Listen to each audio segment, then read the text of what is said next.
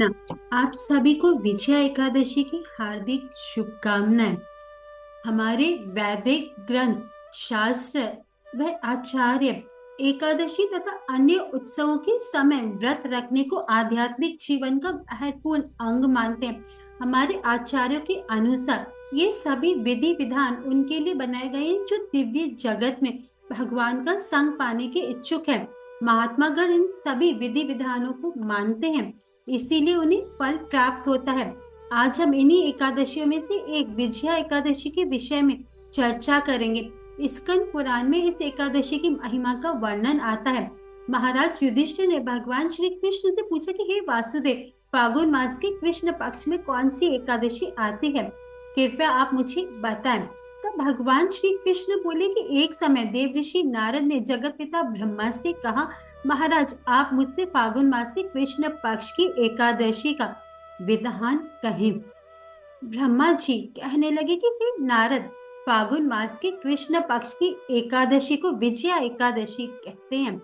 विजया एकादशी का व्रत पुराने तथा नए सभी पापों को नाश करने वाला है। इस एकादशी की विधि मैंने आज तक किसी से भी नहीं कही है। ये समस्त मनुष्यों को विजय प्रदान करती है।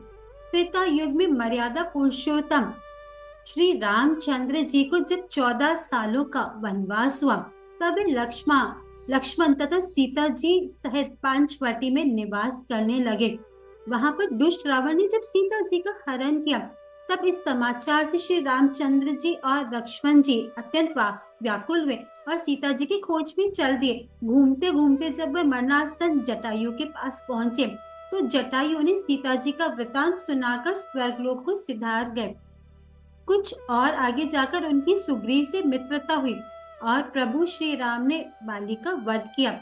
हनुमान जी ने लंका में जाकर सीता जी का पता लगाया और वहां से लौटकर हनुमान जी ने भगवान राम के पास आकर सारा समाचार कह सुनाया। वहां से लौटते ही लंका दहन के बाद सुग्रीव के साथ निर्णय लेकर भगवान श्री राम ने लंका जाना सुनिश्चित किया। सागर तीर आने पर उन्होंने लक्ष्मण जी से कहा कि हे सुमित्रा नंदन, इस सागर में अनेक भयंकर जीव जंतु हैं, इसे सुगमता से कैसे पार करेंगे?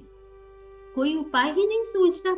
इस पर लक्ष्मण जी बोले, हे प्रभु, आप ही आदि देव और पुराण पुरुष पुरुषोत्तम हैं, आपसे तो कुछ भी छुपाना असंभव है। इस द्वीप में प्राचीन काल से बक्तालब नामक एक ऋषि रहते हैं, समीप ही उनका आश्रम है। हे रघुनंदन, उन्हें इस समस्या का समाधान हमें पूछना चाहिए।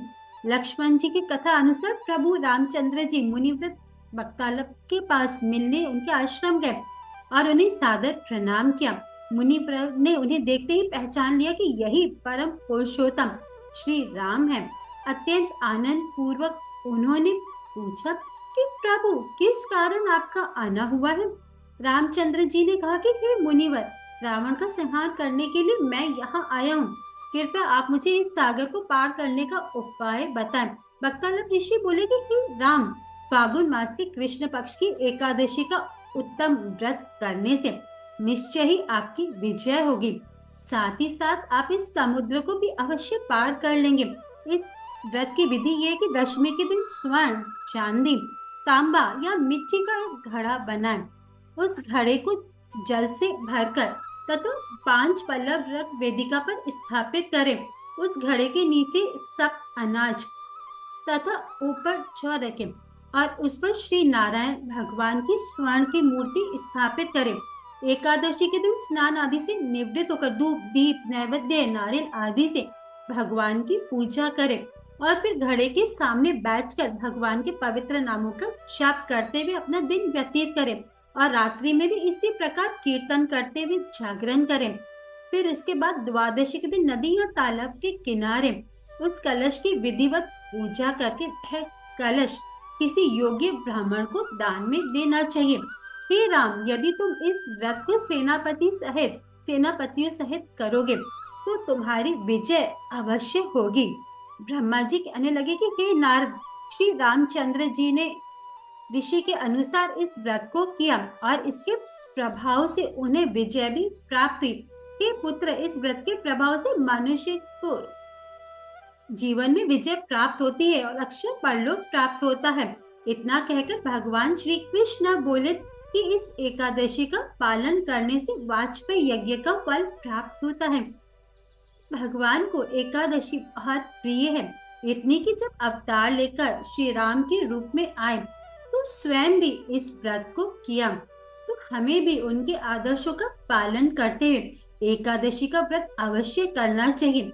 अधिक से अधिक भगवान के नामों का जप व कीर्तन करना चाहिए, जिससे हमारे अनर्थ दूर हो और हम भगवान की शरण ग्रहण कर सकें।